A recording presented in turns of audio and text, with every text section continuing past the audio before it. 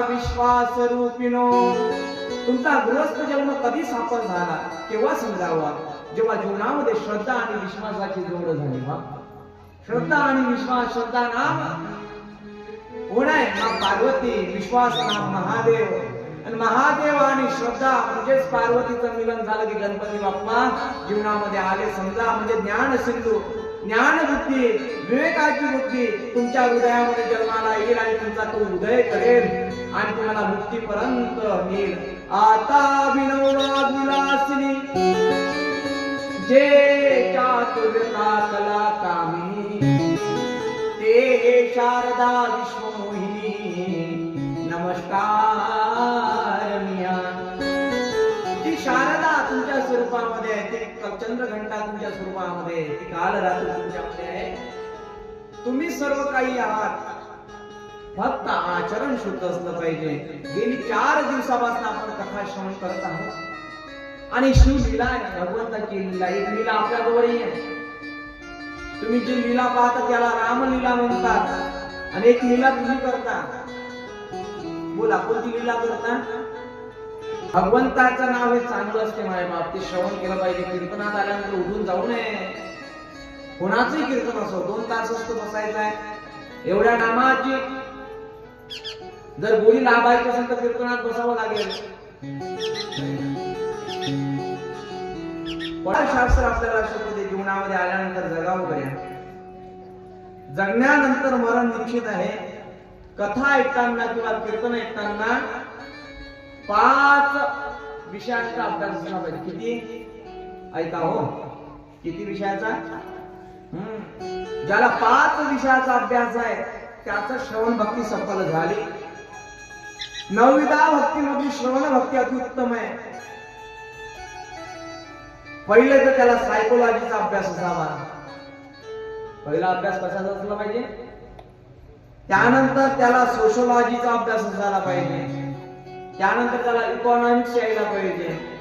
त्यानंतर political science यायला पाहिजे, फिलॉसॉफी यायला पाहिजे. असे 5 विषय झाले. समजले का तुम्हाला? शास्त्राचा अभ्यास असला पाहिजे, समाजशास्त्राचा अभ्यास असला पाहिजे, अर्थशास्त्राचा अभ्यास असला पाहिजे, राजकारणाचा अभ्यास असला पाहिजे आणि तत्वज्ञानाचा अभ्यास असला पाहिजे. आला का? या 5 विषयांचा जर अभ्यास असला तर मनुष्य व्यवस्थितरित्या संसारही करू शकतो, प्रपंचही करू शकतो आणि परमार्थही करू शकतो. त्याला सायकोलॉजीचा अभ्यास असला पाहिजे.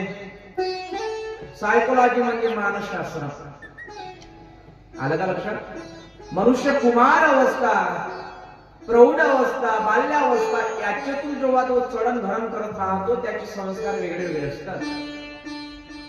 मानसशास्त्र आपल्याला शिकवते की इतरांसोबत कसं बोलावं, केव्हा कधी कसं बोलावं. एखाद्याच्या घरी मरण झालेलं आहे तर तिथं काय काम करावं. एखादं प्रेत पडलेलं आहे, प्रेत पडल्यानंतर एखादी सखूबाई गेली तुमच्या गावात, मोठ्या मोठ्यानं हसायला लागले, जमन काय? बोला हो. नाही जमणार, तिथं लढावंच लागेल. मग कसंही लढतो, परिचयाचा असो की नाही तर मग अशी तरी कर तरी चालते. सांगायची तात्विक अर्थ जिथं जे तुम्हाला करावं लागेल ते करावंच लागेल. मानसशास्त्र जीवनात आल्यानंतर कथा श्रवण करत असताना आधी तर मांडी घातली पाहिजे. नाही होत असेल तर खुर्चीचा आधार घ्यावा. ही व्यवस्था मानसशास्त्राने अवलंबून दिली आहे. समोरचा व्यक्ती आपल्यावर पाहून रिॲक्ट होत असतो. फिलॉसॉफी. दुसरं सोशलॉजी नाम समाजशास्त्र. समाजशास्त्रामध्ये प्रेम व्यवहार सांगितलेला आहे. समाजशास्त्रामध्ये एखाद्या व्यक्तीला प्रेम दिलं तर त्याच्याकडनं प्रेम मिळेलच असं सांगता येत नाही हो. प्रत्येक मनुष्य समाजात राहत असताना व्यवहारात प्रेम करतो. ऐका, प्रत्येक मनुष्य हा व्यवहार दृष्टिकोनातून प्रेम करत असतो. हा प्रेमाची उपमा देतो, पण तसं प्रेम अविरत भावानं करणारा एकच व्यक्ती आहे, त्याला शिव असं म्हणतात. प्रत्येक मनुष्य स्वार्थासाठी प्रेम करतो. कोणाच्या ना कोणाच्या मीमांसेनं तो प्रेम करत राहतो. काहीतरी त्याला मला मिळायचंय. किंवा सासूवरचं प्रेम सुनीचं खरं असते काय? का नाही म्हणतात ते. सासू सुनीवर खरं प्रेम करते का? तुमच्या गावात करत असतील, पण आमच्याकडे नाही. मग बरं तसं काळ बदलला.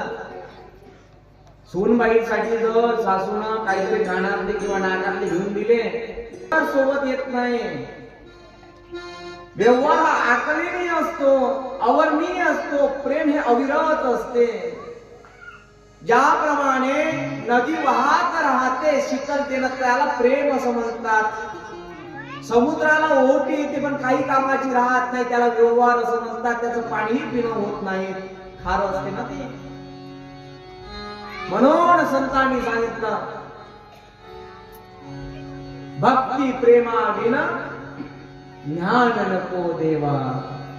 भक्ती प्रेमा विना ज्ञान नको देवा. भक्ती प्रेमा विना ज्ञान नको देवा. भक्ती प्रेमा विना ज्ञान नको देवा.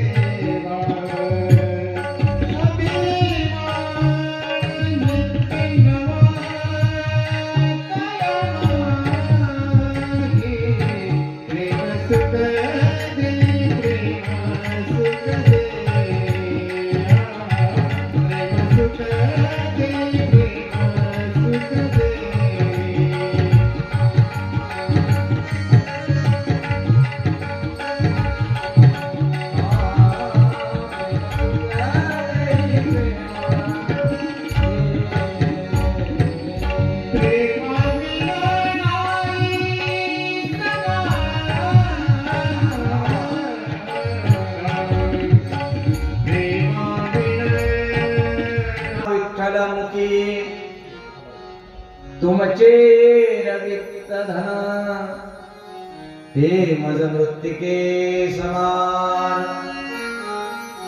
कंठी मिळवा तुळशी व्रत करा एकादशी.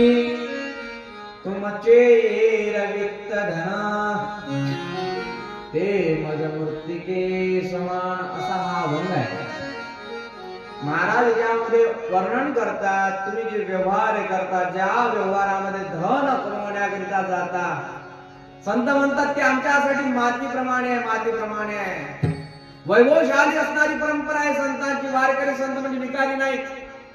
वारकरी संत हे ध्यासाला पूर्ण करून देणारे आहे. जगासाठी एक उणीव न सोडता जगासाठी झिरणारे संत आहेत. ते जे का रंजले गांधले त्यासी म्हणे जो आपुले. तोची साधू ओळखावा देव तोची जाणावा. या भावातून निर्माण झालेले संत आहे, वारकरी संत आहे. ज्ञानोबा आहे, असतील तुकोबा आहे. वैभवशाली परंपरा आहे, श्रीमंत घराणं आहे. का म्हणून काही कीर्तनकार बोलून जातात की गरीब होते, असं होते, तसे होते. नाही नाही. ज्यांच्याकडे जे धनाला छत्रपती शिवाजी महाराज नजराणा पेश करतात तुकोबारायांसमोर, सविस्तर सांगण्यासाठी वेळ नाही फारसा. तुकाराम मुंडोजी महाराजांनी सर्व व्यवहार करून पाहिले. मिरचीचा काय व्यवहार केला, मिठाचा काय व्यवहार केला, व्यवहार नाम धंदा व्यवसाय बिझनेस सर्व काही केलं. पण खरा बिझनेस त्यांचा सफल झाला तो म्हणजे हरिनामाचा. ज्यांनी पुरुषार्थाची प्रतिमा सगळ्यांच्या समोर रोवली आणि ज्यांच्या नावामध्ये एवढं ताकद होतं की यमही भिगायला सार्थकी पडले. तुकाराम तुकाराम नाम घेता कापे यम.